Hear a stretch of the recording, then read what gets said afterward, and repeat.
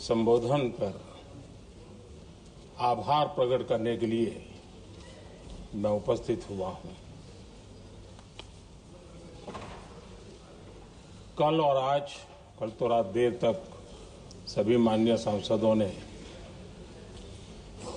अपने विचारों से इस आभार प्रस्ताव को समृद्ध किया। कई माननीय अनुभवी सांसदों ने भी अपने विचार प्रकट किए और स्वाभाविक है कि लोकतंत्र की परंपरा भी है। जहां आवश्यकता था वहां प्रशंसा हुई, जहां परेशानी थी वहां कुछ नकारात्मक बातें भी हुई, लेकिन ये बहुत स्वाभाविक है। अध्यक्ष जी, मेरे लिए बहुत बड़ा सौभाग्य है कि देश की जनता ने मुझे 14वीं बार इस जगह पर बैठ करके राष्ट्रपति जी के उद्बोधन को आभार व्यक्त करने के लिए अवसर दिया है। और इसलिए मैं आज जनता जनार्दन का भी बड़े आदर के साथ आभार व्यक्त करना चाहता हूं। और सदन में चर्चा में जिन जिन लोगों ने हिस्सा लिया, चर्चा को समृद्ध किया, उन सब का भी मैं आभार व्यक्त करता हूं। आदरणीय सभापति जी, हम 2025 में हैं। एक प्रकार से 21वीं सदी का 25% हिस्सा बीत चुका है।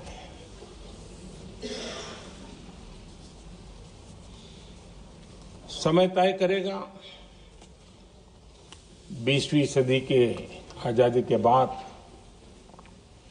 और 21वीं सदी के प्रथम 25 साल में क्या हुआ, कैसा हुआ।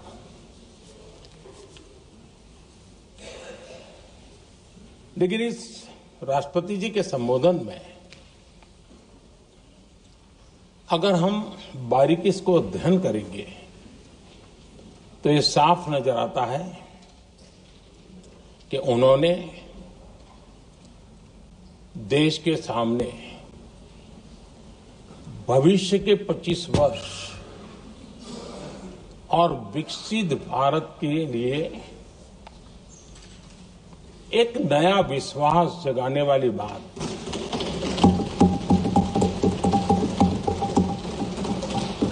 एक प्रकार से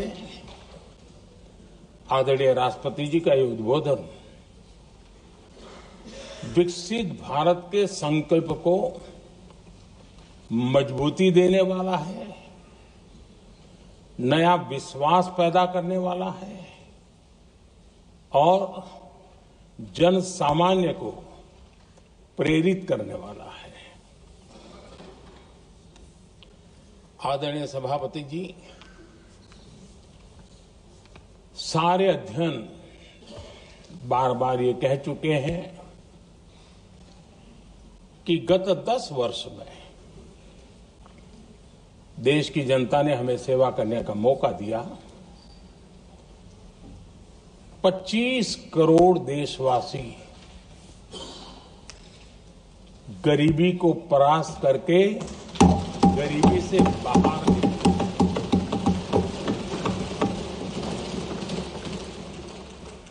आदरणीय सभापति जी, 5 दशक तक गरीबी हटाओ के नारे सुने हो और अब 25 करोड़ गरीब गरीबी को परास्त करके बाहर निकले, ऐसे ही नहीं।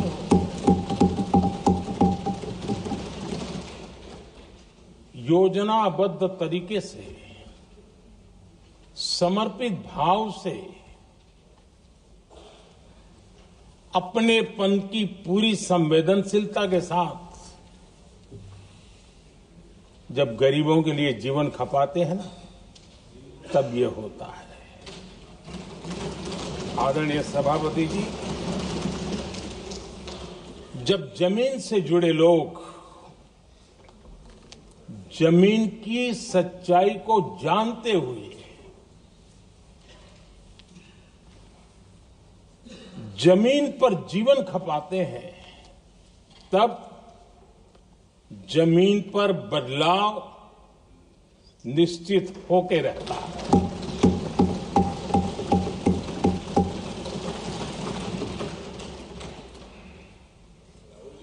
आदरणीय सभापति जी, हमने गरीब को झूठे नारे नहीं, हमने सच्चा विकास दिया।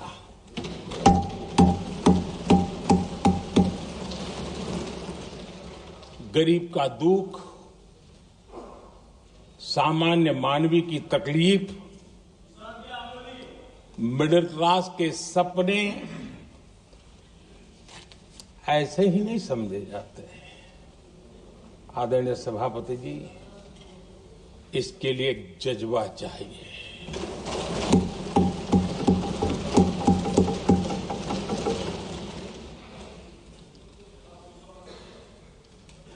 और मुझे दुख के साथ कहना है कि कुछ लोगों में ये है ही नहीं।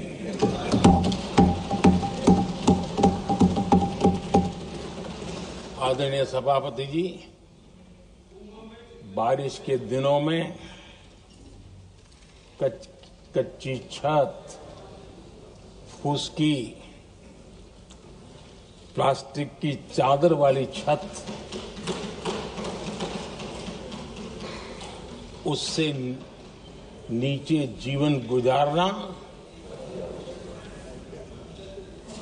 कितना मुश्किल होता है। पल पल सपने रौंद दिए जाते हैं, ऐसे पल होते हैं,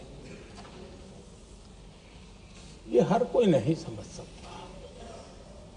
आदरणीय सभापति जी, अब तक गरीबों को 4 करोड़ घर मिले हैं।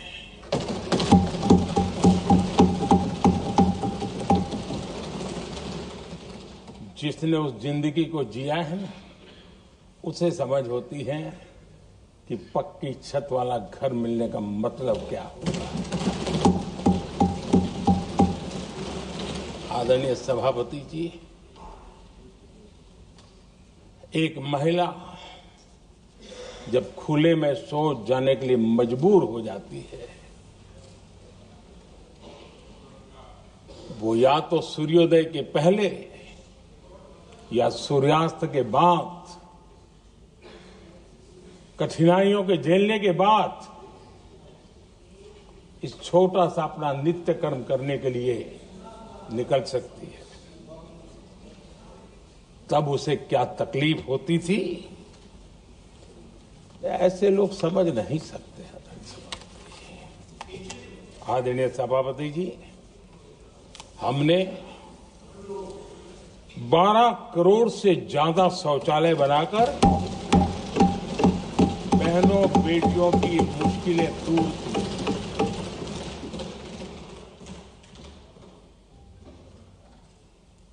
आदरणीय सभापति जी,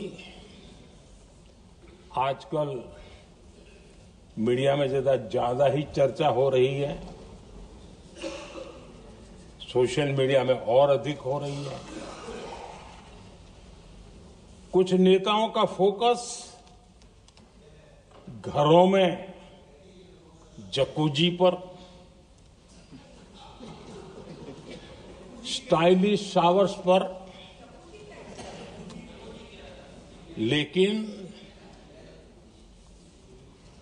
हमारा फोकस तो हर घर जल पहुंचाने पर है।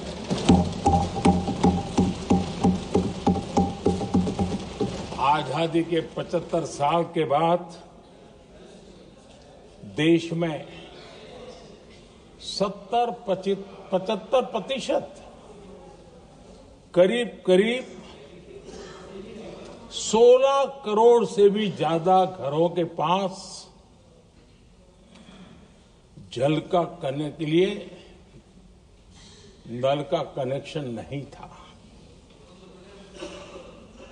हमारी सरकार ने 5 साल में 12 करोड़ परिवारों को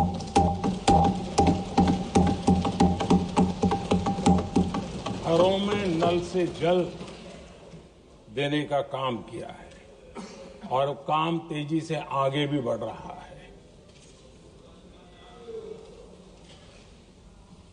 आदरणीय सभापति जी, हमने गरीबों के लिए इतना काम किया और इसके कारण आदरणीय राष्ट्रपति जी ने अपने अभिभाषण में इसका विस्तार से वर्णन किया है। जो लोग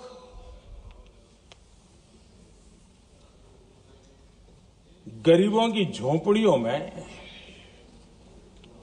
फोटो सेशन कराकर अपना मनोरंजन करते रहते हैं, उन्हें संसद में गरीबों की बात बोरिंग ही लगेगी।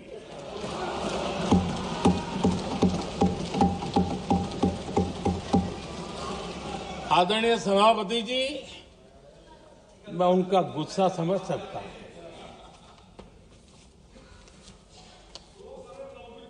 आदरणीय सभापति जी,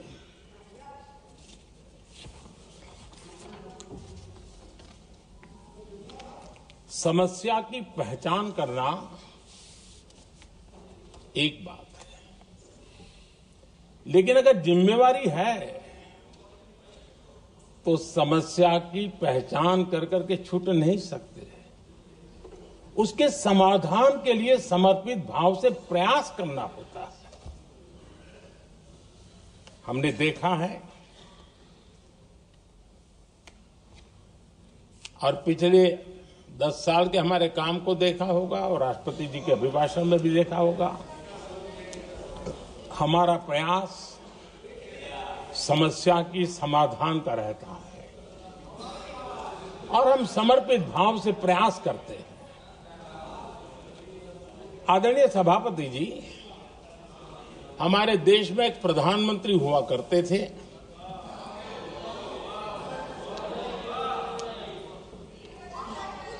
उनको मिस्टर क्लीन करने कहने की एक फैशन हो गई थी। उस प्रधानमंत्री जी को मिस्टर क्लीन कहने की फैशन हो गई थी। उन्होंने एक समस्या को पहचाना था और उन्होंने कहा था कि दिल्ली से 1 रुपया निकलता है तो गांव में 15 पैसा पहुंचता है। अब उस समय तो पंचायत से लेकर पार्लियामेंट तक एक ही पार्टी का राज था। पंचायत से पार्लियामेंट तक एक ही पार्टी का राज था और उस समय उन्होंने सार्वजनिक रूप से कहा था कि 1 रुपया निकलता है 15 पैसा पहुंचता है। बहुत गजब की हाथ सफाई थी।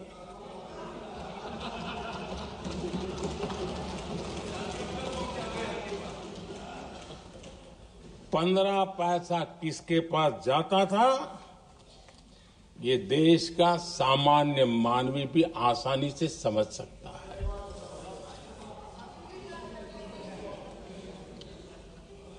आदरणीय सभापति जी, देश ने हमें अवसर दिया, हमने समाधान खोजने का प्रयास किया। हमारा मॉडल है बचत भी विकास भी। जनता का पैसा जनता के लिए। हमने जनधन, आधार, मोबाइल की जेम ट्रिनिटी बनाई और डीबीटी से डायरेक्ट बेनिफिट ट्रांसफर ये देना शुरू किया। आदरणीय सभापति जी, हमारे कार्यकाल में हमने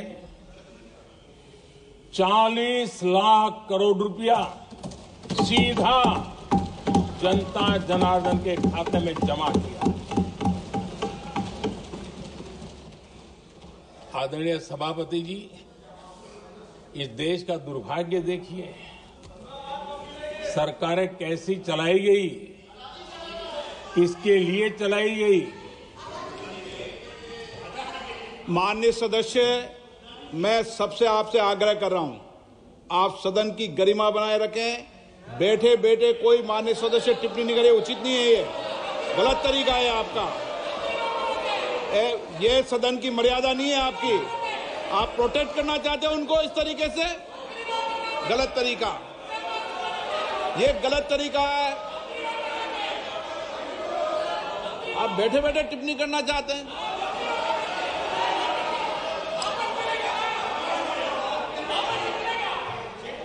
आदरणीय सभापति जी,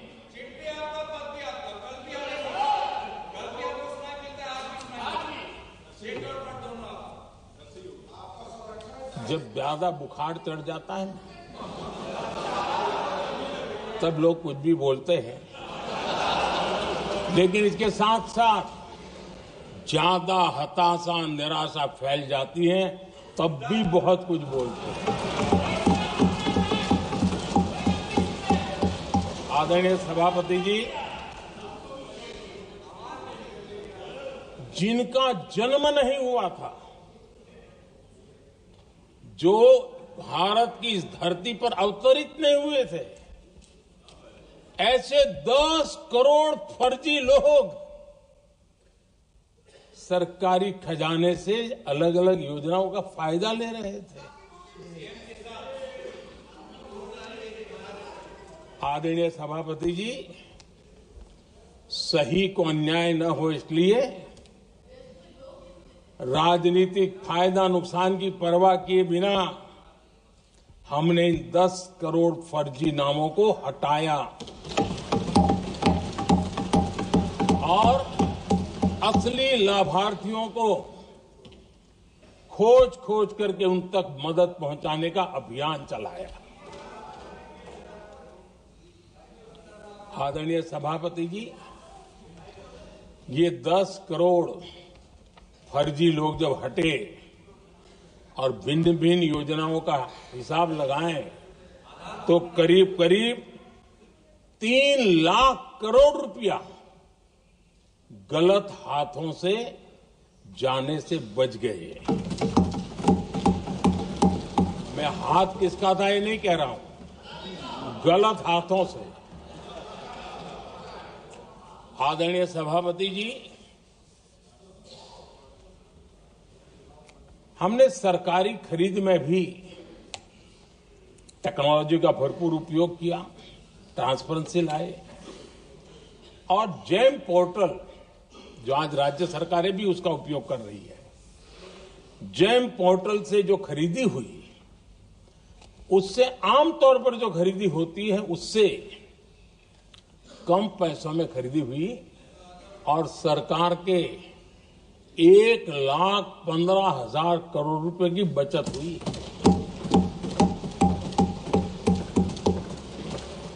आदरणीय सभापति जी, हमारी स्वच्छता अभियान का बहुत मजाक उड़ाया गया, ऐसा जैसे हमने कोई पाप कर दिया, कोई गलती कर दी, न जाने क्या क्या कहा जाता था। लेकिन आज मुझे संतोष से कहना है कि इन सफाई के कारण हाल के वर्षों में सिर्फ सरकारी दफ्तरों से जो कबाड़ बेचा गया ना, उसमें 2300 करोड़ रुपया सरकार को मिले हैं। महात्मा गांधी ट्रस्टीशिप के सिद्धांत की बात करते थे। वो कहते थे कि हम ट्रस्टी हैं, ये संपत्ति जनता जनार्दन की है और इसलिए हम पाई पाई को एक ट्रस्टीशिप के सिद्धांत के आधार पर बचाने की और सही जगह पे उपयोग करने का प्रयास करते हैं। और तब जाकर के स्वच्छता अभियान से कबाड़ बेचकर 2300 करोड़ रुपया देश की सरकार के खजाने में आ रहा है।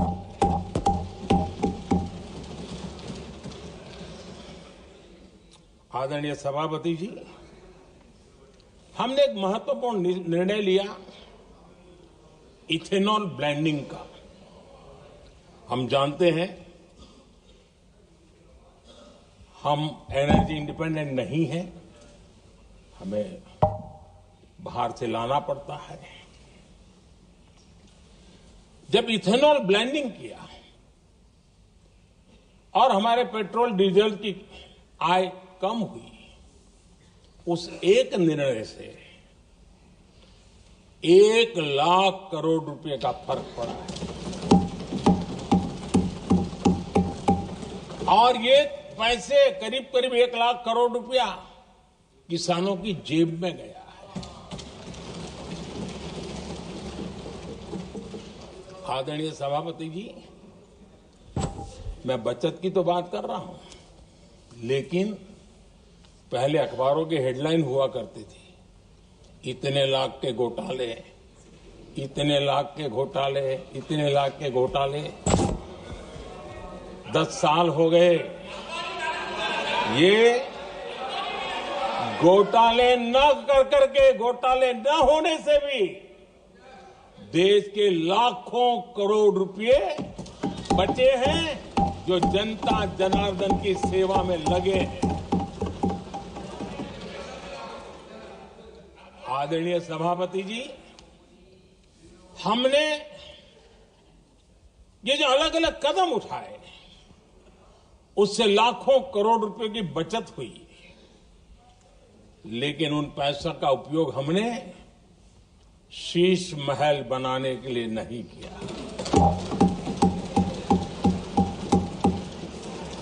इसका उपयोग हमने देश बनाने के लिए किया है। इंफ्रास्ट्रक्चर का बजट 10 साल पहले 1,80,000 करोड़ था, हमारे आने से पहले। आदरणीय सभापति जी, आज 11 लाख करोड़ रुपया इंफ्रास्ट्रक्चर का बजट, और इसलिए राष्ट्रपति जी ने भारत की नींव कैसी मजबूत हो रही है, इसका वर्णन इसमें किया है। रोड हो, हाईवे हो, रेलवे हो, ग्राम सड़क हो, इन सभी कामों के लिए विकास की एक मजबूत नींव रखी गई है। आदरणीय सभापति जी, सरकारी खजाने में बचत हुई वो तो एक बात है, और वो करना भी चाहिए, जैसा मैंने ट्रस्टीशिप की बात कही। लेकिन हमने इस बात पर भी ध्यान रखा है कि जन सामान्य के उनको भी बचत का लाभ मिलना चाहिए। योजनाएं ऐसी हो ताकि जनता को भी बचत हो। और आपने देखा होगा, आयुष्मान भारत योजना बीमारी के कारण सामान्य मानवी को जो खर्च होता था, अब तक जिन लोगों ने इसका बेनिफिट लिया है, उसी के हिसाब से मैं कहता हूं कि करीब करीब देशवासियों का आयुष्मान योजना का बेनिफिट लेने के कारण जो खर्चा उनको अपने जेब से करना पड़ता, वैसे 1,20,000 करोड़ रुपया जनता जनार्दन के बचे हैं।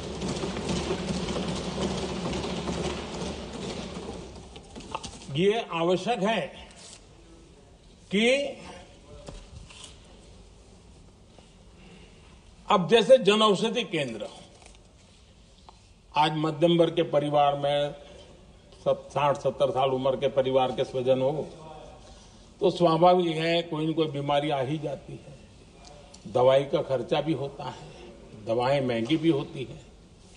हमने जब से जन औषधि केंद्र खोले हैं जिसमें 80% डिस्काउंट होता है और उसके कारण जिन परिवारों ने इन जन औषधि केंद्रों से दवाइयां ली हैं उनके करीब करीब 30,000 करोड़ रुपए दवाई को खर्चा बचा।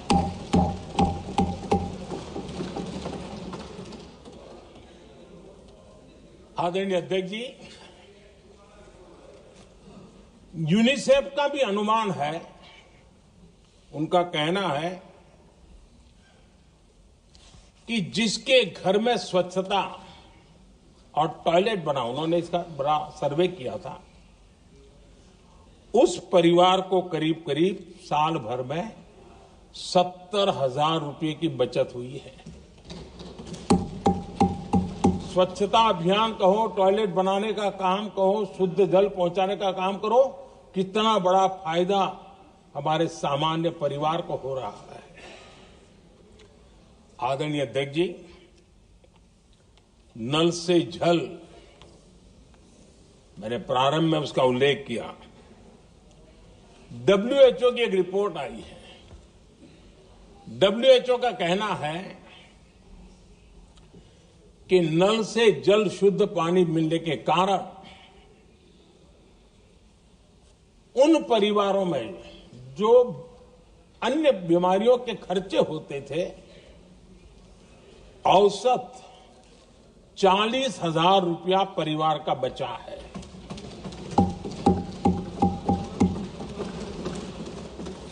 मैं ज्यादा गिन नहीं रहा हूं, लेकिन ऐसी अनेक योजना है जिन योजनाओं ने सामान्य मानवीय के खर्च में बचत की है।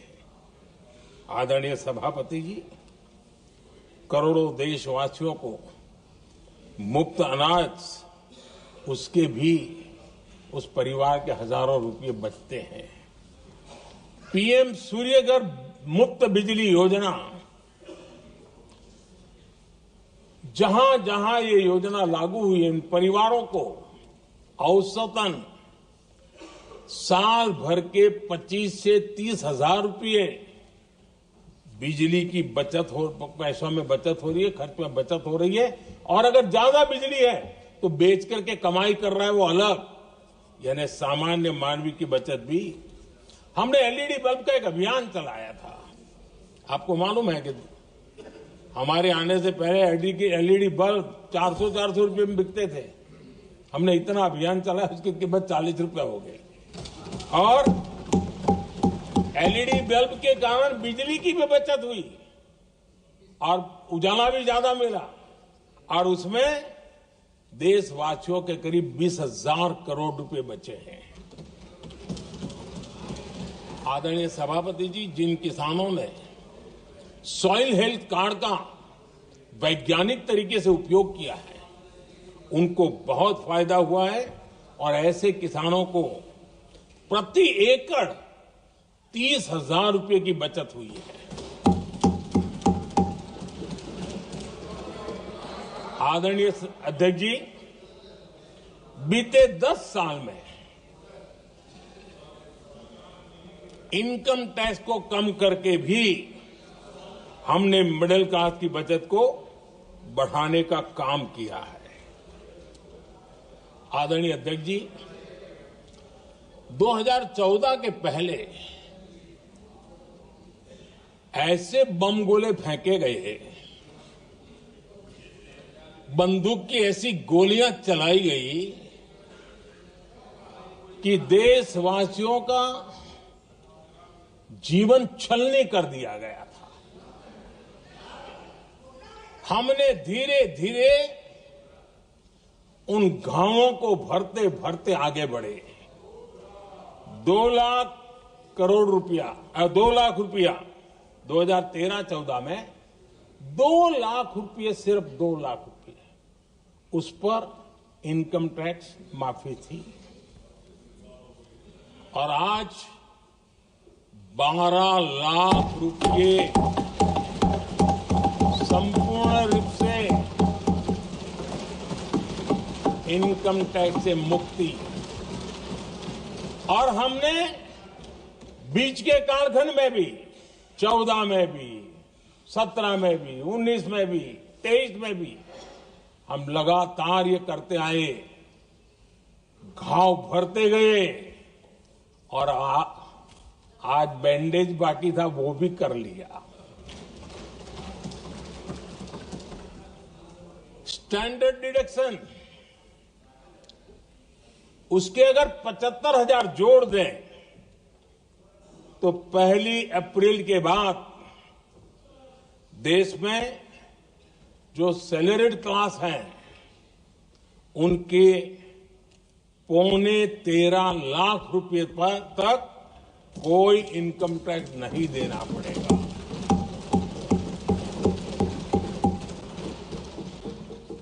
आदरणीय सभापति जी, आप जिस समय युवा मोर्चा में काम करते थे तब एक बात आप सुनते होंगे, पढ़ते भी होंगे। एक प्रधानमंत्री आए दिन 21वीं सदी बोला करते थे। एक प्रकार से रट गया था, तकिया कलाम जैसा हो गया था, तो बोलते थे 21वीं सदी। जब इतनी बार बोला जाता था तो उस समय टाइम्स ऑफ इंडिया में आर.के. लक्ष्मण ने एक बड़ा शानदार कार्टून बनाया था। वो कार्टून बड़ा इंटरेस्टिंग था। उस कार्टून में एक हवाई जहाज है, एक पायलट है। अब उन्होंने पायलट क्यों पसंद किया वो तो मुझे मालूम नहीं। कुछ पैसेंजर बैठे थे और हवाई जहाज एक ठेले पे रखा हुआ था और मजदूर ठेले को धक्का मार रहे थे और 21वीं सदी लिखा हुआ था। वो कार्टून उस समय तो मजाक लग रहा था, लेकिन आगे चल करके वो सच सिद्ध हो गया। आदरणीय अध्यक्ष जी, ये कटाक्ष था जमीनी सच्चाई से। तब के प्रधानमंत्री कितने कटे उठे थे और हवाई बातों में लगे हुए थे, इसका वो जीता जागता प्रदर्शन करने वाला कार्टून है।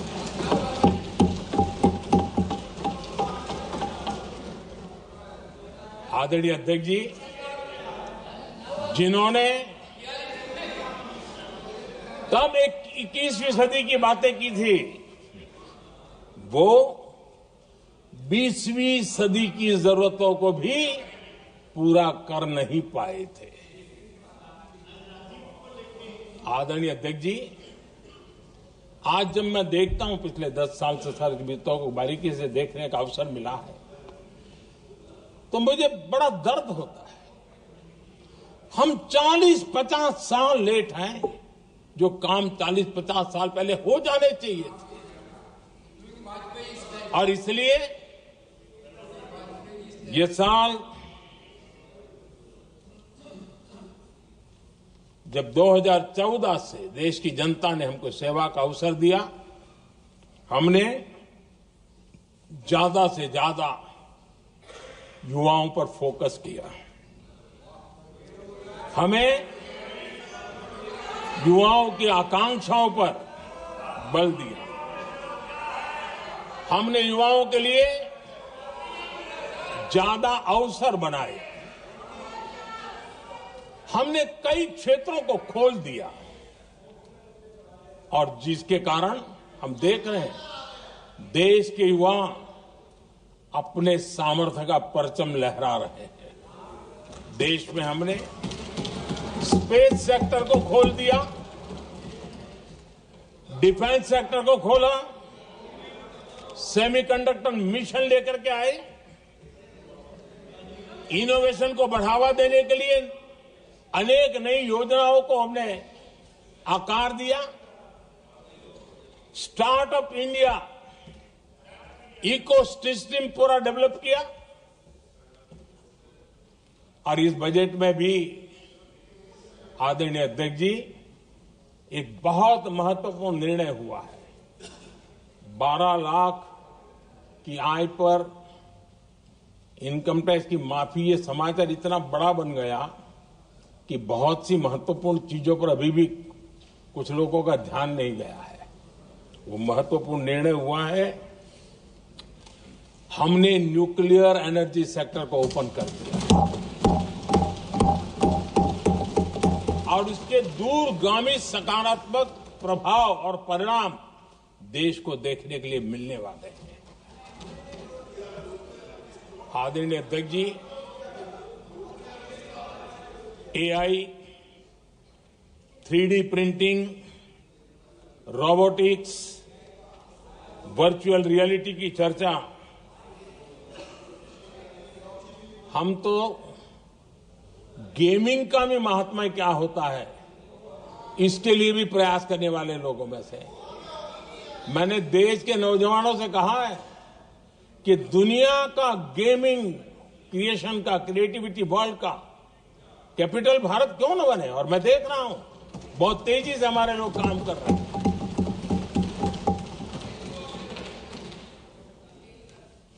कुछ लोगों को अब जब एआई की बात होती है, कुछ लोगों को अब ये शब्द फैशन में है तो बोला जाता है, लेकिन मेरे लिए सिंगल एआई नहीं है, डबल एआई। भारत की डबल ताकत है। एक एआई आर्टिफिशियल इंटेलिजेंस, दूसरा एआई एस्पिरेशनल इंडिया।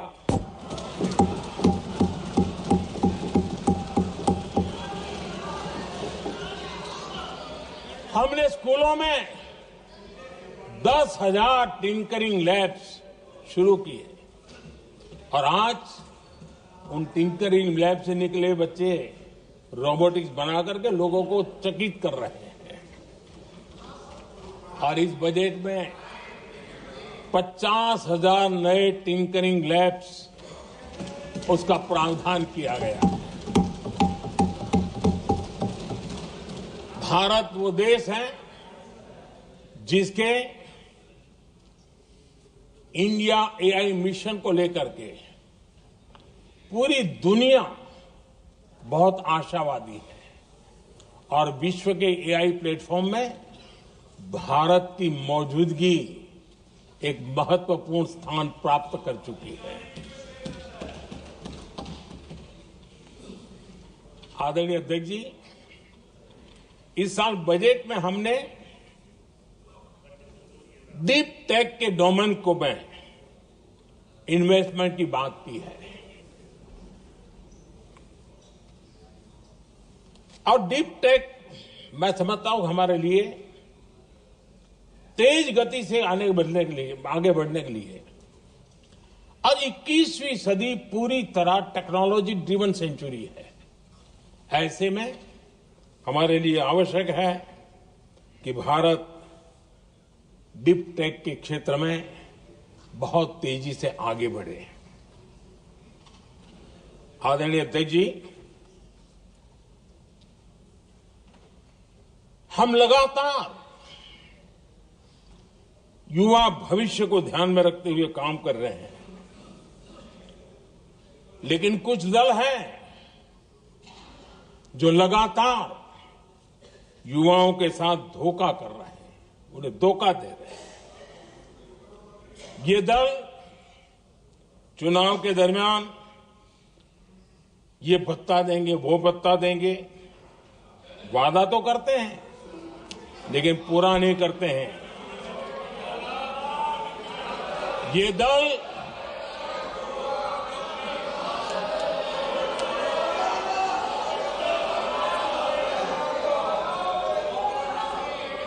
प्लीज माननीय सदस्य गरिमा प्रतिष्ठा बनाए रखें। भारत की संसद में आप प्लीज बैठे बैठे टिप्पणी नहीं करें, और नए माननीय सदस्य बैठे बैठे टिप्पणी कर रहे हैं। आदरणीय अध्यक्ष जी, ये दल युवाओं के भविष्य पर आपदा बनकर गिरे हुए हैं।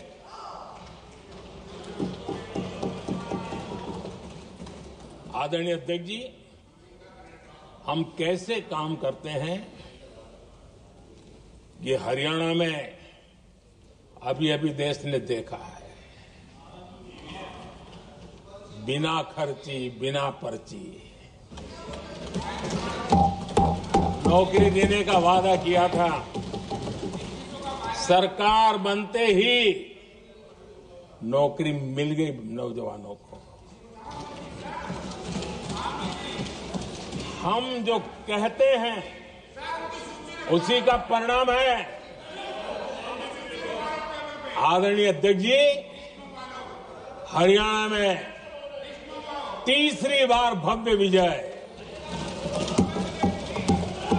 और हरियाणा में के इतिहास में तीसरी बार विजय, ये अपने आप में ऐतिहासिक घटना है। आदरणीय अध्यक्ष जी, महाराष्ट्र में भी ऐतिहासिक परिणाम, जनता जनार्दन के आशीर्वाद। महाराष्ट्र के इतिहास में सत्ता पक्ष के पास इतनी सीटें पहली बार, ये जनता जनार्दन के आशीर्वाद से हम करके आए हैं।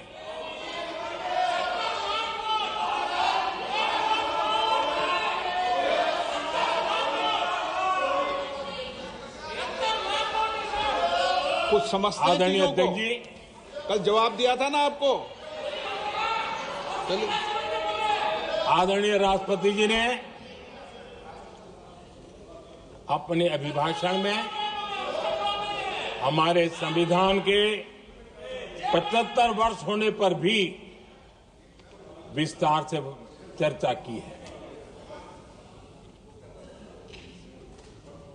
आदरणीय अध्यक्ष जी, संविधान में जो धाराएं हैं उसके साथ साथ संविधान का एक स्पिरिट भी है, और संविधान को मजबूती देने के लिए संविधान की भावना को जीना पड़ता है। और मैं आज उदाहरणों के साथ बताना चाहता हूं। हम वो लोग हैं जो संविधान को जीते हैं।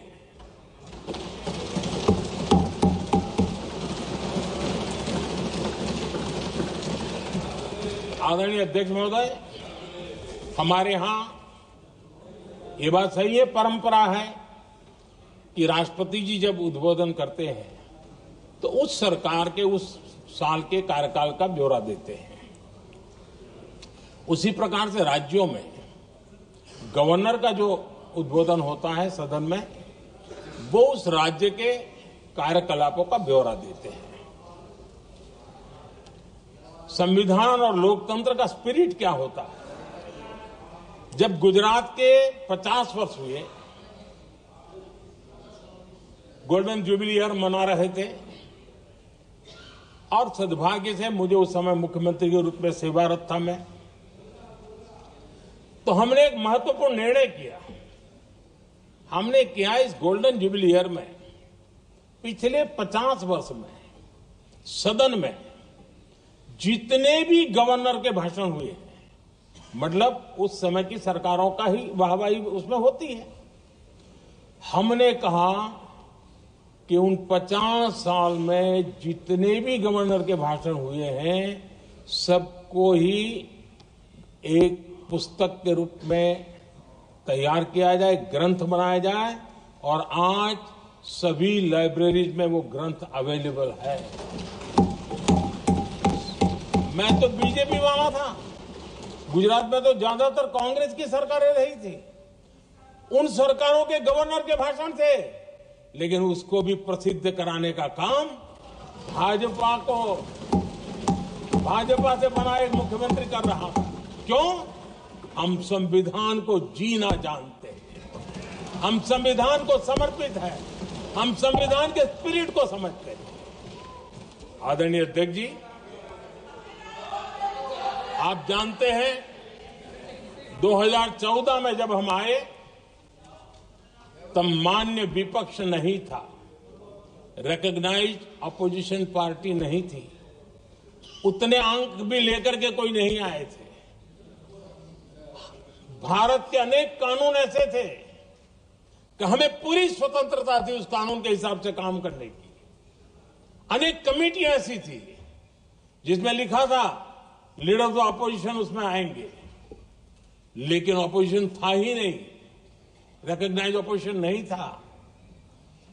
ये हमारा संविधान जीने का स्वभाव था, ये हमारा संविधान का स्पिरिट था, ये हमारी लोकतंत्र की मर्यादाओं का पालन करने का इरादा था।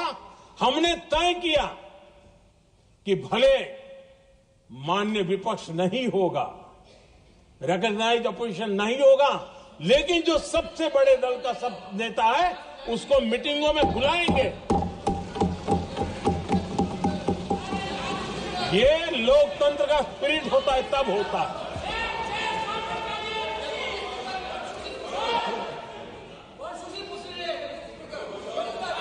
चुनाव आयोग की कमेटियां, आदरणीय अध्यक्ष जी, पहले तो प्रधानमंत्री फाइल करके निकालते थे।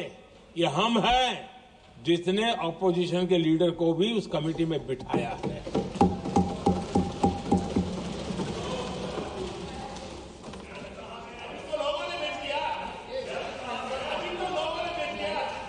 और हमने इसके लिए कानून भी बनाया और आज विधिवत रूप से इलेक्शन कमीशन बनेगा तो अपोजिशन लीडर भी उसके निर्णय की प्रक्रिया में हिस्सा होंगे। ये काम हम करते हैं और ये मैंने पहले ही कहा, हम इसलिए करते हैं कि हम संविधान को जीते हैं। आदरणीय अध्यक्ष जी, दिल्ली में आपको कई स्थान ऐसे मिलेंगे जहां कुछ परिवारों ने अपने म्यूजियम बना करके रखे हुए हैं।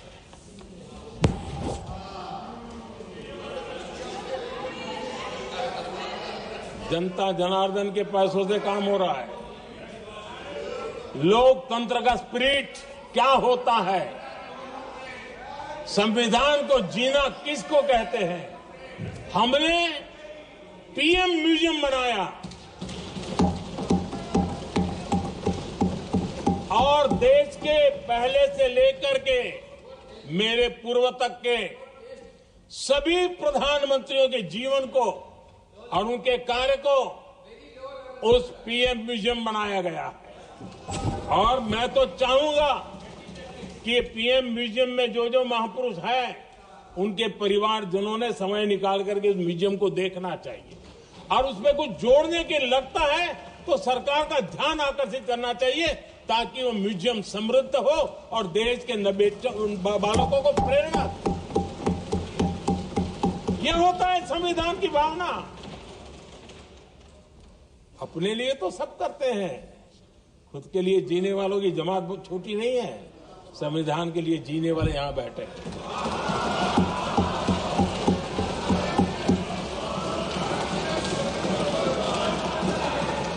आदरणीय अध्यक्ष जी,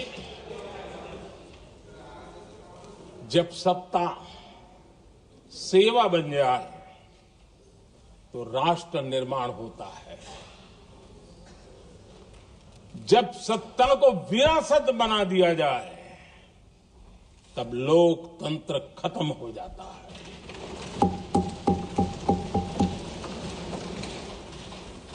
आदरणीय अध्यक्ष जी,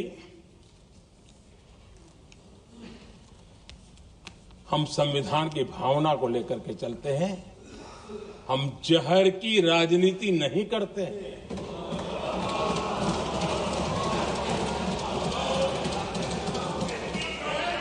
हम देश की एकता को सर्वोपरि रखते हैं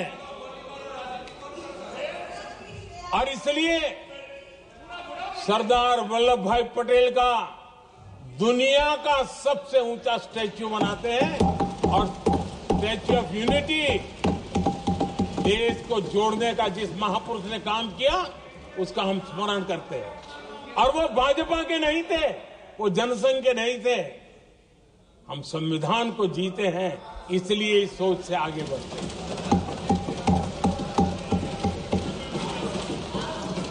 आदरणीय अध्यक्ष जी, ये देश का दुर्भाग्य है कि आजकल कुछ लोग अर्बन नक्सल की भाषा खुलेआम बोल रहे हैं।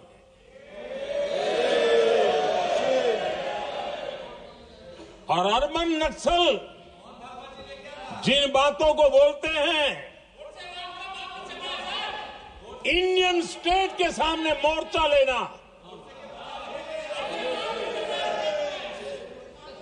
ये अर्बन नक्सल की भाषा बोलने वाले, इंडियन स्टेट के खिलाफ लड़ाई की घोषणा करने वाले न संविधान को समझ सकते हैं, न देश की एकता को समझ सकते हैं।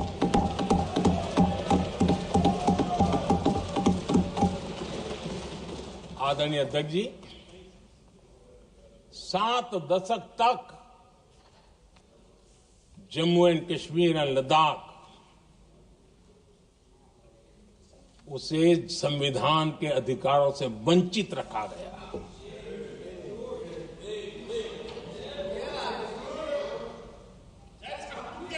ये संविधान के साथ भी अन्याय था और जम्मू कश्मीर और लद्दाख के लोगों के साथ भी अन्याय था। हमने आर्टिकल 370 की दीवार गिरा दी। अब जम्मू कश्मीर और लद्दाख के उन राज्यों को, देशवासियों को जो अधिकार हैं, वो अधिकार उनको मिल रहे हैं। और संविधान का महात्म्य हम जानते हैं, संविधान की भावना को जीते हैं, इसलिए ऐसे मजबूत निर्णय भी हम करते हैं। आदरणीय अध्यक्ष जी, हमारा संविधान हमें भेदभाव करने का अधिकार नहीं देता है। जो लोग संविधान को जेब में लेकर के जीते हैं, उनको पता नहीं है कि आपने मुस्लिम महिलाओं को कैसी मुसीबतों में जीने के लिए मजबूर कर दिया था। हमने ट्रिपल तलाक का खात्मा कर करके संविधान की भावना के अनुरूप मुस्लिम बेटियों को हक देने का काम किया है, समानता का अधिकार दिया है।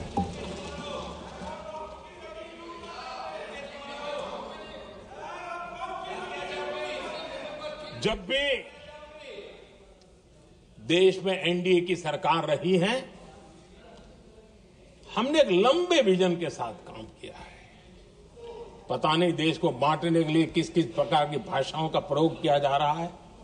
हताशा, निराशा पता नहीं उनको कहां तक ले जाएगी, लेकिन हमारी सोच कैसी है, एनडीए के साथी मिलकर के किस दिशा में सोचते हैं। हमारे लिए जो पीछे है, जो आखिरी है, और महात्मा गांधी जी ने जो कहा था, उसकी तरफ हमारा ध्यान ज्यादा है। और उसी का परिणाम है कि अगर हम मंत्रालयों की रचना करते हैं, तो भी मंत्रालय कौन सा बनाते हैं? पूर्वोत्तर के लिए अलग मंत्रालय बनाते हैं।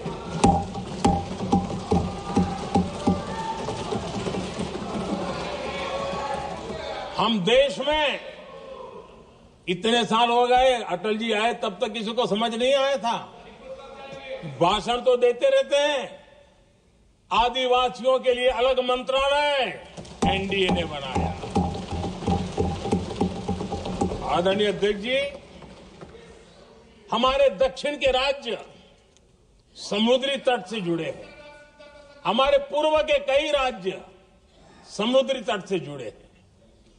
वहां के समाज में फिशरीज का काम और फिशरमैन की संख्या बहुत बड़ी तादाद में है। उनका भी ख्याल रखना चाहिए। और जमीन के भीतर के छोटे पानी के जो इलाके रहते हैं, वहां भी फिशरमैन के रूप में काम करने वाले समाज के आखिरी तबके के लोग हैं। ये हमारी सरकार है जिन्हें फिशरीज के लिए अलग मंत्रालय बनाया।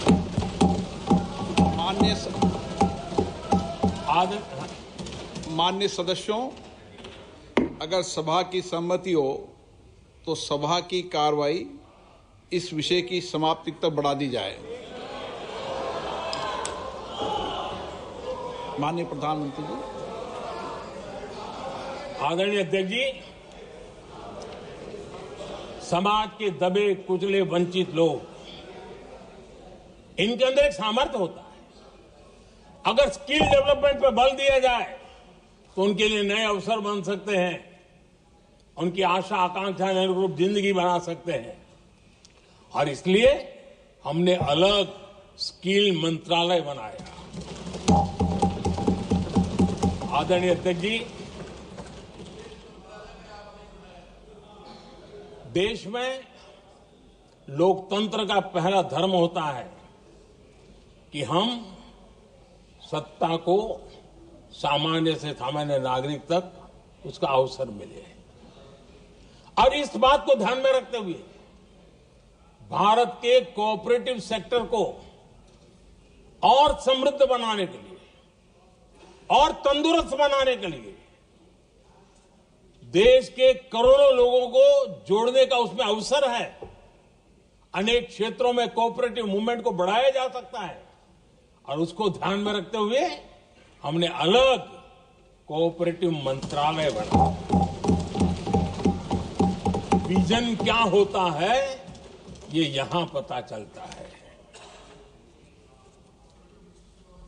आदरणीय अध्यक्ष जी, जाति की बातें करना कुछ लोगों के लिए फैशन बन गई है। पिछले 30 साल से सदन में आने वाले ओबीसी समाज के सांसद दलों के भेदभाव से ऊपर उठ करके एक होकर के 30-35 साल से मांग कर रहे थे कि ओबीसी कमीशन को संवैधानिक दर्जा दिया जाए। जिन लोगों को आज जातिवाद में मलाई दिखती है, उनको उस समय ओबीसी समाज की याद नहीं आई। ये हम हैं जिन्होंने ओबीसी समाज को संवैधानिक दर्जा दिया। पिछड़ा वर्ग आयोग आज संवैधानिक व्यवस्था में जो है। आदरणीय अध्यक्ष जी, हर सेक्टर में एससी, एसटी, ओबीसी को ज्यादा से ज्यादा अवसर मिले, उस दिशा में हमने बहुत मजबूती के साथ काम किया है। मैं आज इस सदन के माध्यम से देशवासियों को उनके सामने एक अहम सवाल रखना चाहता हूं। और अध्यक्ष महोदय, जरूर देशवासी मेरे इस सवाल पर चिंतन भी करेंगे और चौराहे पर चर्चा भी करेंगे। कोई मुझे बताएं, क्या एक ही समय में संसद में एससी वर्ग के एक ही परिवार के 3 सांसद कभी हुए हैं क्या? एससी वर्ग के एक ही परिवार के 3 सांसद कभी भी हुए क्या?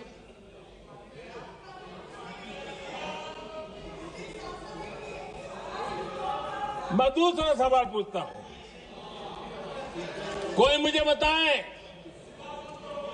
कि एक ही कालखंड में, एक ही समय में संसद में एसटी वर्ग के एक ही परिवार के 3 एमपी हुए हैं क्या?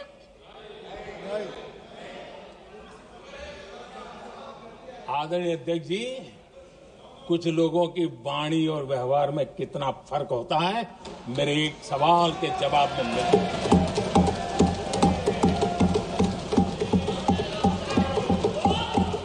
जमीन आसमान का अंतर होता है, रात दिन का अंतर होता है।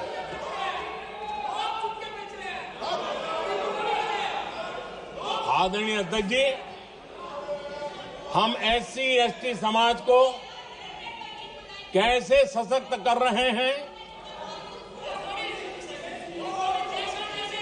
आदरणीय अध्यक्ष जी, समाज में तनाव पैदा किए बिना एकता की भावना को बरकरार रखते हुए समाज के वंचितों का कल्याण कैसे किया जाता है, इसका मैं एक उदाहरण देता हूं।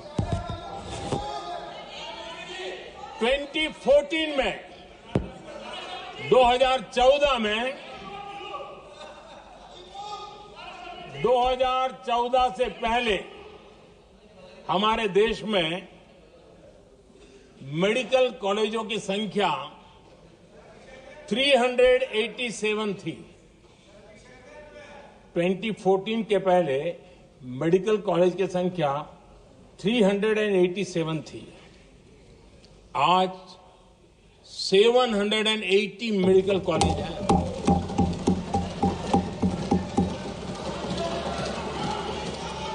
अब मेडिकल कॉलेज बड़े हैं तो सीटें भी बड़ी हैं। ये बहुत महत्वपूर्ण एंगल है आदरणीय अध्यक्ष जी, और इसलिए कॉलेजें बड़ी हैं, सीटें भी बड़ी हैं।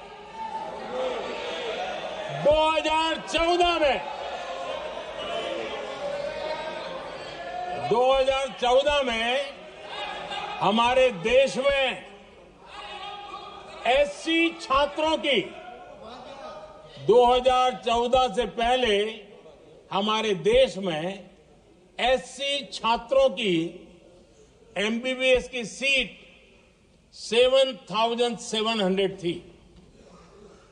हमारे आने से पहले दलित समाज के हमारे 7,700 युवा डॉक्टर बनने की संभावना थी।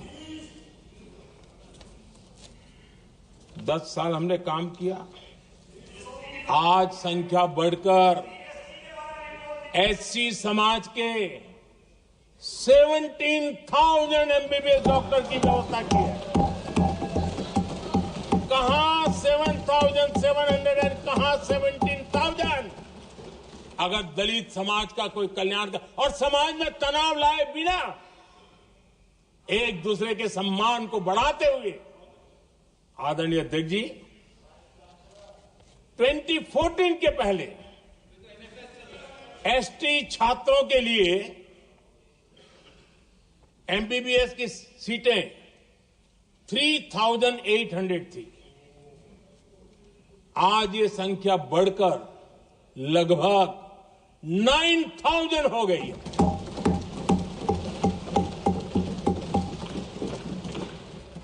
(2014) के पहले OBC के छात्रों के लिए MBBS में 14,000 से भी कम, 14,000 से भी कम सीटें थी। आज इनकी संख्या लगभग 32,000 हो गई है। OBC समाज के 32,000 MBBS डॉक्टर बनेंगे। आदरणीय अध्यक्ष महोदय, पिछले 10 साल में हर सप्ताह एक नई यूनिवर्सिटी बनी है।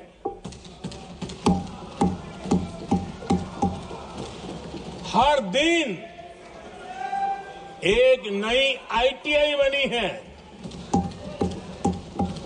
हर 2 दिन में एक नया कॉलेज खुला है।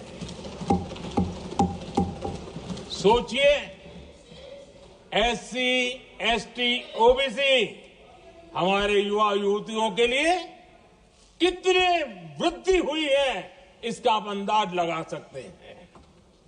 आदरणीय अध्यक्ष जी, हम हर योजना के पीछे लगे हैं 100% सिचुएशन, 100% उसको लागू करें। उसके जो भी लाभार्थी हैं वो उसमें छूट न जाए, उस दिशा में हम काम कर रहे हैं। पहले, ताकि हम चाहते हैं कि जिसका हक है उसको मिलना चाहिए। अगर योजना है, उसका हक है, तो उस तक पहुंचना चाहिए। 1 रुपया और 15 पैसा वाला खेल नहीं चल सकता। लेकिन कुछ लोगों ने क्या किया, मॉडल ही ऐसा बनाया कि कुछ ही लोगों को दो, औरों को तड़पाओ और तुष्टीकरण की राजनीति करो। देश विकसित भारत बनाने के लिए तुष्टीकरण से मुक्ति पानी होगी। हमने रास्ता चुना है संतुष्टीकरण, तुष्टीकरण नहीं, संतुष्टीकरण। और उस रास्ते पर हम चले हैं। हर समाज, हर वर्ग के लोगों को बिना भेदभाव के जो उसके हक का है वो उसको मिलना चाहिए। ये है संतुष्टीकरण। और मेरे हिसाब से जब मैं 100% सैचुरेशन की बात करता हूं तो उसका मतलब होता है एक असल में सामाजिक न्याय है, ये असल में सेकुलरिज्म है और असल में ये संविधान का सम्मान है। आदरणीय अध्यक्ष जी, संविधान की भावना है सबको बेहतर स्वास्थ्य मिले, और आज कैंसर डे भी है। देश भर में और दुनिया भर में आज हेल्थ को लेकर के काफी चर्चा भी हो रही है। लेकिन कुछ लोग हैं जो गरीब को, बुजुर्गों को आरोग्य की सेवाएं मिले उसमें अड़ंगे डाल रहे हैं, और वो भी अपने राजनीतिक स्वार्थ के कारण। आज आयुष्मान से देश के 30,000 अस्पताल जुड़े हैं और अच्छे स्पेशलाइज्ड प्राइवेट अस्पताल जुड़े हैं, जहां आयुष्मान कार्ड वाले को मुफ्त इलाज मिलता है। लेकिन कुछ राजनीतिक दलों ने अपने संकुचित मानस के कारण, कुनीतियों के कारण गरीबों के लिए इन अस्पतालों के दरवाजे बंद करके रखे हुए हैं, और इसका नुकसान कैंसर के मरीजों को उठाना पड़ा है। पिछले दिनों पब्लिक हेल्थ जर्नल लैंसेट की स्टडी आई है। उसका कहना है कि आयुष्मान योजना से समय पर कैंसर का इलाज शुरू हो रहा है। सरकार कैंसर की जांच कराने के संबंध में बहुत ही गंभीर है, क्योंकि जितना जल्दी जांच हो, जितना जल्दी ट्रीटमेंट शुरू हो, हम कैंसर पेशेंट को बचा सकते हैं। और लैंसेट ने आयुष्मान योजना को क्रेडिट देते हुए कहा है कि भारत में इस दिशा में बहुत बड़ा काम हुआ है। आदरणीय अध्यक्ष जी, इस बजट में भी हमने कैंसर की दवाइयों को सस्ते करने की दिशा में बहुत बड़ा महत्वपूर्ण कदम उठाया। इतना ही नहीं, एक महत्वपूर्ण जो निर्णय लिया है वो आने वाले दिनों में, और जब आज कैंसर डे है तो मैं जरूर कहना चाहूंगा, सभी माननीय सांसद इसका लाभ ले सकते हैं अपने इलाके के ऐसे मरीजों के लिए। और वो है मरीजों को, आप जानते हैं अस्पताल उतने नहीं होने के कारण भी काफी दिक्कत रहती है बाहर से आने वाले पेशेंट को। 200 डे केयर सेंटर बनाने का निर्णय इस बजट में किया गया। ये डे केयर सेंटर पेशेंट को भी, उसके परिवार को भी बहुत बड़ी राहत देने वाला काम करेगा। आदरणीय अध्यक्ष महोदय जी, राष्ट्रपति जी के भाषण की चर्चा के समय यहां विदेश नीति की भी चर्चा हुई,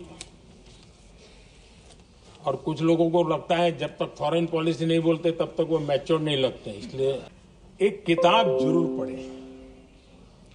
हो सकता है उनको बहुत फिर कहाँ क्या बोलना उतनी समझ हो जाएगी। वो किताब का नाम है JF case forgotten crisis. JF Kennedy की बात है। JF केस फॉरगॉटन क्राइसिस नाम की किताब है।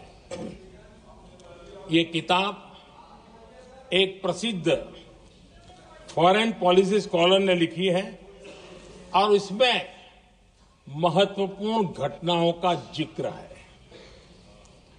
इस किताब में भारत के पहले प्रधानमंत्री और वो विदेश नीति को भी नेतृत्व करते थे।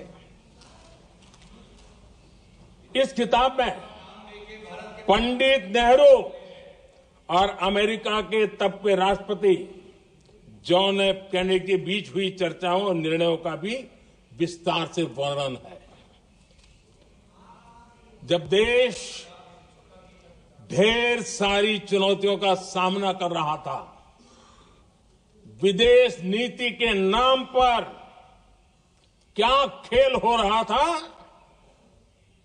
उस किताब के माध्यम से सामने आ रहा है। और इसलिए मैं कहूंगा कि जरा ये किताब पढ़िए। आदरणीय अध्यक्ष जी, गोरा है, गोरा है, गोरा है, अब मत बोलो।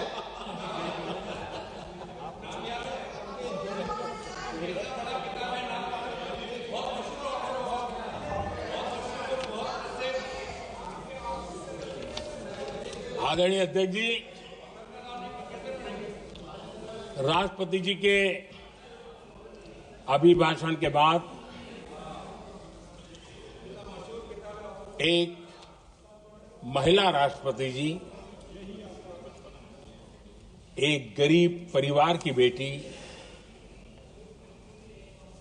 उनका सम्मान न कर सके, आपकी मर्जी, लेकिन क्या क्या कहकर उनको अपमानित किया जा रहा है।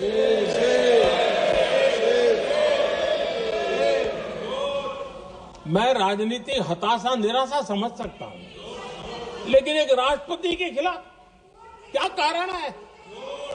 क्या कारण है?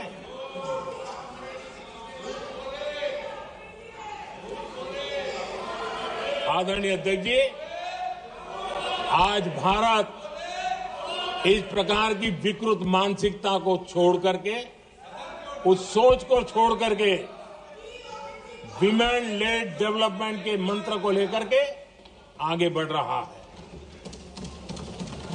अगर आधी आबादी उसको अगर पूरा अवसर मिले तो भारत 2 गुनी रफ्तार से आगे बढ़ सकता है, और ये मेरा विश्वास है।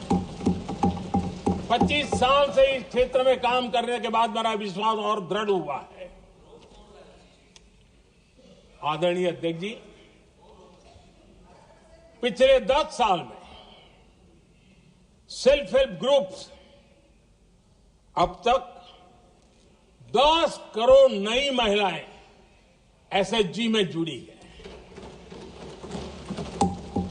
और ये महिलाएं वंचित परिवारों से, ग्रामीण बैकग्राउंड से,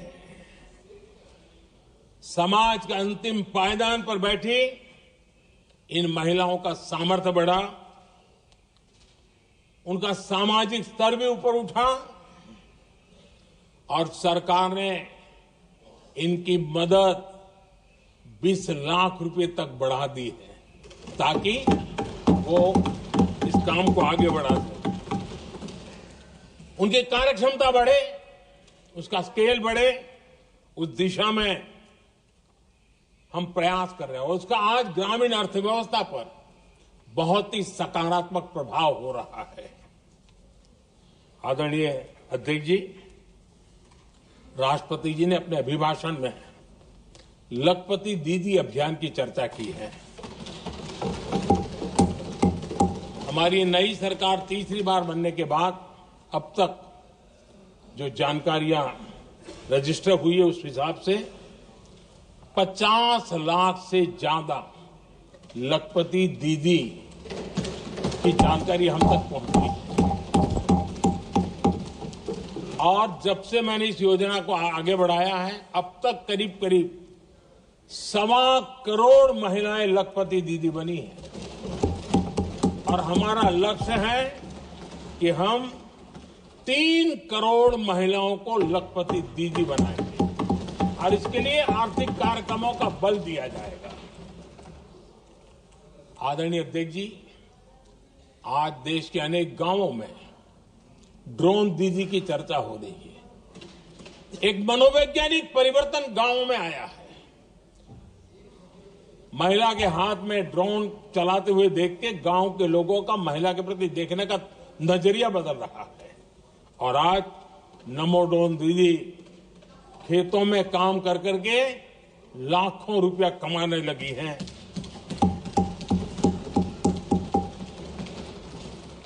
मुद्रा योजना भी नारी शक्ति के लिए उसके सशक्तिकरण की बहुत बड़ी भूमिका अदा कर रहा है। करोड़ों महिलाएं पहली बार मुद्रा योजना लेकर के उद्योग के अंदर अपने कदम रखे हैं और उद्योगपति की भूमिका में आई है। आदरणीय अध्यक्ष जी, 4 करोड़ परिवारों को जो घर दिए, उसमें से करीब करीब 75% मकान ऐसे हैं जिसके मालिकाना हक महिलाओं को मिला है। आदरणीय अध्यक्ष जी, ये बदलाव 21वीं सदी के सशक्त भारत की नींव रख रहा है। आदरणीय अध्यक्ष जी, विकसित भारत का लक्ष्य ग्रामीण अर्थव्यवस्था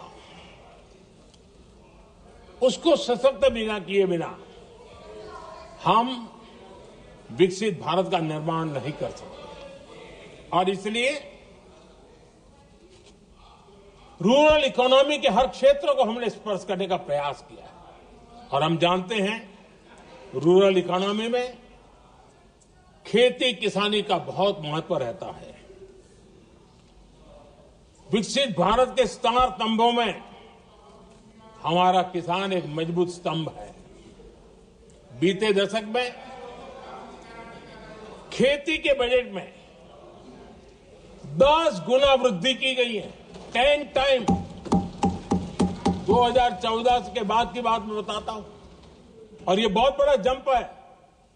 आदरणीय अध्यक्ष जी, आज जो लोग यहां किसान की बातें करते हैं, 2014 से पहले यूरिया मांगने पर लाठी पड़ती थी, रात रात कतारों में खड़ा रहना पड़ता था। और वो जमाना था जब खाद किसानों के नाम पर निकलती थी, लेकिन खेत में नहीं पहुंचती थी, कहीं और ही काले बाजारी में, और 1 रुपया 15 पैसा वाला हाथ की सफाई का खेल चलता था। आज किसान को पर्याप्त खाद मिल रही है।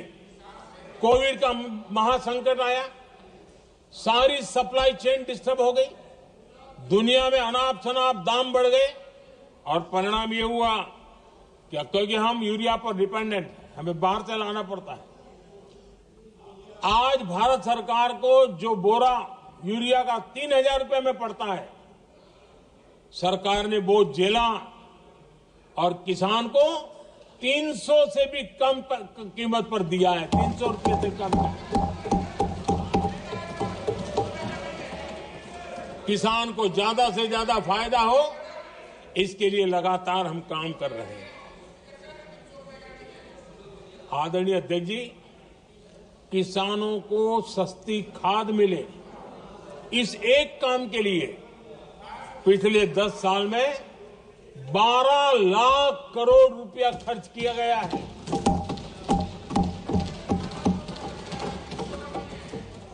पीएम किसान सम्मान निधि, उसे करीब 3.5 लाख करोड़ रुपए डायरेक्ट किसान के खाते में पहुंचे हैं। हमने रिकॉर्ड एमएसपी भी बढ़ाया और पहले की तुलना में बीते दशक में 3 गुना अधिक हमने खरीदी की है।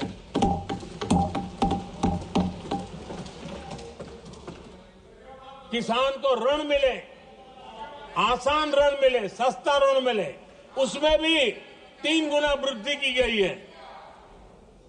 पहले प्राकृतिक आपदा में किसान को अपने हाल पर छोड़ दिया जाता था।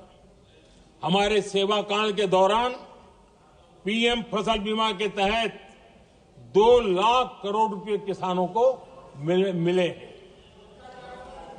आदरणीय अध्यक्ष महोदय, सिंचाई के लिए बीते दशक में अभूतपूर्व कदम उठा गए और जो लोग संविधान की बातें करते हैं उनको ज्यादा ज्ञान नहीं है, ये भी दुर्भाग्य है। बहुत कम लोगों को मालूम होगा कि हमारे देश में डॉक्टर बाबा साहब आम्बेडकर ने पानी की योजनाओं को लेकर इतना उनका विजन क्लियर था, इतना व्यापक था और इतना समावेशी था, जो आज भी हम लोगों को प्रेरणा देता है। और 100 से बड़ी सिंचाई परियोजनाओं जो दशकों से लटकी हुई थी, हमने उसको पूरा करने का अभियान चलाया ताकि किसानों के खेत में पानी पहुंचे। बाबा साहब का विजन था नदियों को जोड़ने का। नदियों जोड़ने की वकालत बाबा साहब आम्बेडकर ने की थी, लेकिन सालों तक, दशकों दशक बीत गए, कुछ नहीं हुआ। आज हमने केन बेतवा लिंक प्रोजेक्ट और पार्वती काली सिंह चंबल लिंक प्रोजेक्ट पर काम शुरू कर दिया। और मैं तो गुजरात में कई नदियों को इस प्रकार से जोड़ करके नदियों को जिंदा करने का काम करने का मेरा सफल अनुभव भी रहा है। आदरणीय अध्यक्ष महोदय, हर देशवासी का इस सपना होना चाहिए, हम सबका सपना होना चाहिए कि दुनिया के हर डाइनिंग टेबल पर made in India food packet क्यों न हो। आज मुझे खुशी होती है जब भारत की चाय, इसके साथ साथ अब हमारी कॉफी भी दुनिया में अपनी महक फैला रही है, बाजारों में धूम मचा रही है। इवन हमारा टर्मरिक कोविड के बाद सबसे ज्यादा मांग बढ़ी है। आदरणीय अध्यक्ष जी, आप जरूर देखेंगे आने वाले समय में हमारा प्रोसेस सी फूड, और जिसको लेकर कुछ लोगों को पता नहीं कब क्यों दर्द हुआ, बिहार का मखाना दुनिया में पहुंचने वाला है।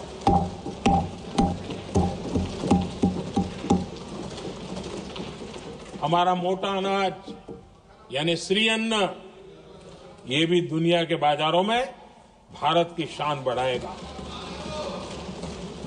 आदरणीय अध्यक्ष महोदय, विकसित भारत के लिए फ्यूचर रेडी शहर वो भी बहुत जरूरी है। हमारा देश बहुत तेजी से अर्बनाइजेशन की ओर बढ़ रहा है और इसे चुनौती और संकट नहीं मानना चाहिए, इसे अवसर मानना चाहिए और हमने उस दिशा में काम आगे करना चाहिए। इंफ्रास्ट्रक्चर का विस्तार अवसरों का प्रसार होता है। जहां कनेक्टिविटी बढ़ती है वहां संभावनाएं भी बढ़ती हैं। दिल्ली यूपी को जोड़ने वाली पहली नमो रेल, उसका लोकार्पण था और मुझे भी उसमें यात्रा करने का अवसर मिला। ऐसी कनेक्टिविटी, ऐसा इंफ्रास्ट्रक्चर भारत के सभी प्रमुख शहरों को पहुंचे, ये हमारी आने वाले दिनों की जरूरत है और हमारी दिशा है। आदरणीय अध्यक्ष जी, 10 साल में दिल्ली का नेटवर्क डबल हुआ और आज टियर 2, टियर 3 सिटी में भी मेट्रो नेटवर्क पहुंच रहा है। आज हम सभी गर्व कर सकते हैं, आज भारत का मेट्रो नेटवर्क 1000 किलोमीटर पार कर गया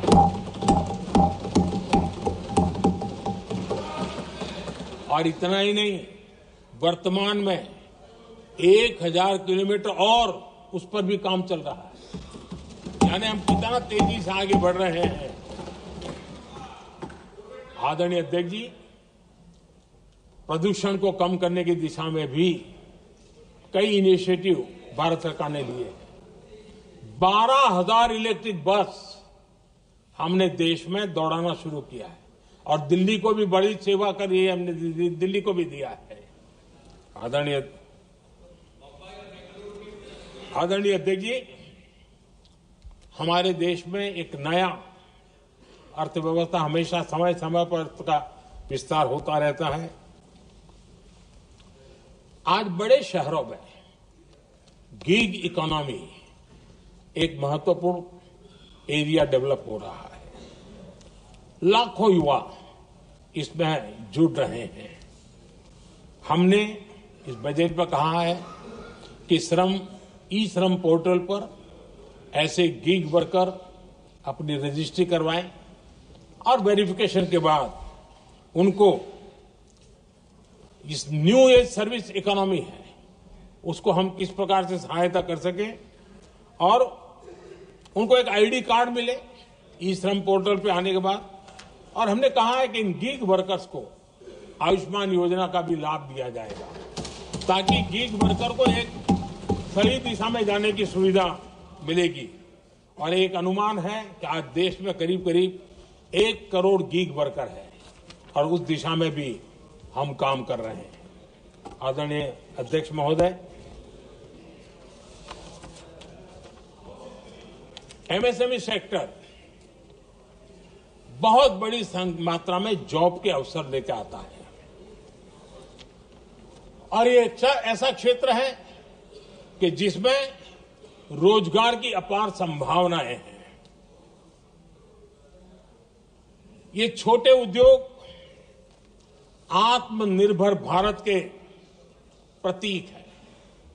देश की अर्थव्यवस्था में हमारा एमएसएमई सेक्टर बहुत बड़ा योगदान दे रहा है। हमारी नीति साफ है, एमएसएमई को सरलता, सहूलियत और संबल, एक ऐसा क्षेत्र है जिसमें रोजगार की संभावना है। और इस बार हमने मिशन मैन्युफैक्चरिंग उस पर बल दिया है और एक मिशन मोड में हम मैन्युफैक्चरिंग सेक्टर मतलब कि एमएसएमई को बल देना और एमएसएमई के माध्यम से अनेक नौजवानों को रोजगार देना और स्किल डेवलपमेंट से रोजगार के लिए नौजवानों को तैयार करना, ऐसे पूरी इकोसिस्टम को हम बल देते हुए आगे बढ़ रहे हैं। एमएसएमई सेक्टर में सुधार के लिए कई पहलुओं पर हमने काम शुरू किया है। एमएसएमई के लिए क्राइटेरिया 2006 में बनाया गया था, उसे अपडेट नहीं किया गया। पिछले 10 वर्षों में इस क्राइटेरिया में हमने 2 बार अपग्रेडेशन करने का प्रयास किया और इस बार एक बहुत बड़ा जंप लगाया है। पहली बार 2020 में, दूसरी बार इस बजट में हमने एमएसएमई को आगे बढ़ाने का प्रयास किया है। हर तरफ उनको आर्थिक सहायता दी जा रही है। एमएसएमई के सामने चुनौती फॉर्मल फाइनेंशियल रिसोर्सेज की कमी की रही है। कोविड के संकट के काल में एमएसएमई को विशेष बल दिया गया। हमने खिलौना उद्योग उसको एक विशेष बल दिया। हमने कपड़ा उद्योग को विशेष बल दिया। उनको कैश फ्लो की कमी नहीं होने दी और बिना किसी गारंटी को लोन दिया। हजारों उद्योगों में लाखों नौकरियों की संभावनाएं बनी और नौकरियां सुरक्षित भी हुई। छोटे उद्योग, उनके लिए customize credit card, credit guarantee coverage, उस दिशा में हमने कदम उठाए जिसके कारण वो अपने ईज ऑफ डूइंग बिजनेस को भी बढ़ावा मिले और वो गैर जरूरी नियमों को कम करने का कारण उनका एडमिनिस्ट्रेटिव बोझ जो रहता था, एक आध व्यक्ति को उनको काम पर पैसा देना पड़ता था, वो भी बंद कर दिया गया।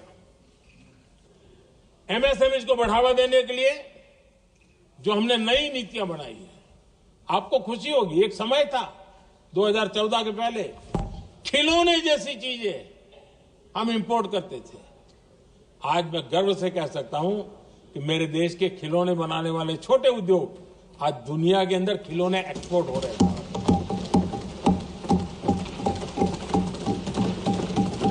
और आयात में बहुत बड़ी गिरावट आई है। निर्यात में करीब 239% वृद्धि हुई है। एमएसएमई के जरिए संचालित ऐसे कई सेक्टर्स हैं जो दुनिया भर में अपनी पहचान बना रहे हैं। मेड इन इंडिया कपड़े, इलेक्ट्रॉनिक्स, इलेक्ट्रिकल गुड्स के सामान आज दूसरे देशों के जीवन का हिस्सा बन रहा है। आदरणीय अध्यक्ष जी, विकसित भारत के सपने को पूरा करने के लिए देश आगे बढ़ रहा है और बड़े आत्मविश्वास के साथ आगे बढ़ रहा है।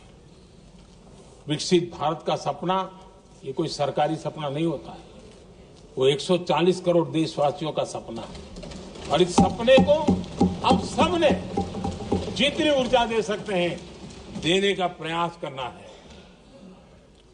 और दुनिया में उदाहरण है, 20-25 साल के कालखंड में दुनिया के कई देश विकसित बनकर के दिखाया है। तो भारत के पास तो सामर्थ्य अपार है। हमारे पास डेमोग्राफी है, डेमोक्रेसी है, डिमांड है। हम क्यों नहीं कर सकते? इस विश्वास के साथ हमें आगे बढ़ना है। और हम भी 2047 जब देश आजाद होगा, तब आजादी के 100 साल होंगे जब, तब हम विकसित भारत बन के रहेंगे। ये सपने लेकर के चलना चाहिए। और आदरणीय अध्यक्ष जी, मैं विश्वास से कहता हूं हमें और बड़े लक्ष्य पार करने, और हम करके रहेंगे। और माननीय अध्यक्ष जी, ये तो अभी हमारी तीसरी ही टर्म है।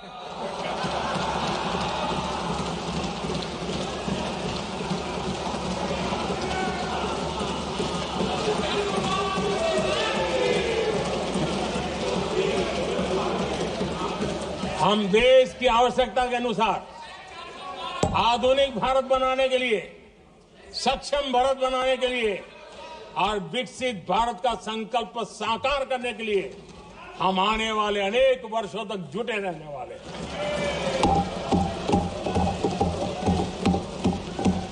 आदरणीय अध्यक्ष जी,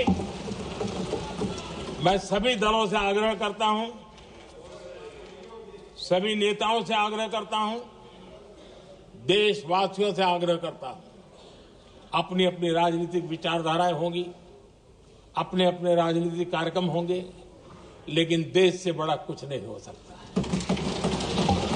हम सबके लिए देश सर्वोपरि है और हम मिलकर के विकसित भारत के सपने को, अपना 140 करोड़ देशवासियों का सपना भी अपना सपना है। इस सपने को लेकर के चल पड़े, देश विकसित होगा। हमारे बाद की जो पीढ़ियां होगी वो कहेगी कि 2025 में एक संसद ऐसी थी जहां बैठा हुआ हर सांसद विकसित भारत के सपने के लिए पूरा करने के लिए काम कर रहा था। आदरणीय अध्यक्ष जी, मैं राष्ट्रपति जी के अभिभाषण पर अपना धन्यवाद व्यक्त करते हुए आपका भी आभार व्यक्त करता हूं, सदन का भी आभार व्यक्त करता हूं। धन्यवाद। धन्यवाद। प्रस्ताव पर श्री अमरा राम जी, प्रोफेसर सौगत राय जी, श्री एन.के. प्रेमचंद्र जी, सुधाकर सिंह जी, श्री लालजी वर्मा, विशाल दादा, प्रकाश बाबू पाटिल एवं टी सुमिति ने अनेक संशोधन प्रस्तुत किए गए हैं। अब मैं सभी संशोधनों को एक साथ सभा में मतदान के लिए रखता हूं। प्रश्न है कि माननीय सदस्यों द्वारा प्रस्तुत सभी संशोधनों को स्वीकृत किया जाए। जो सदस्य पक्ष में हाँ कहें, जो विरोध में ना कहें, मेरे विचार में निर्णय ना वालों के पक्ष हुआ, ना वालों के पक्ष हुआ, संशोधन अस्वीकृत हुआ। अब मैं राष्ट्रपति के अभिभाषण पर धन्यवाद प्रस्ताव को सभा में मतदान के लिए रखता हूं। प्रश्न है कि महामहिम राष्ट्रपति जी की सेवा में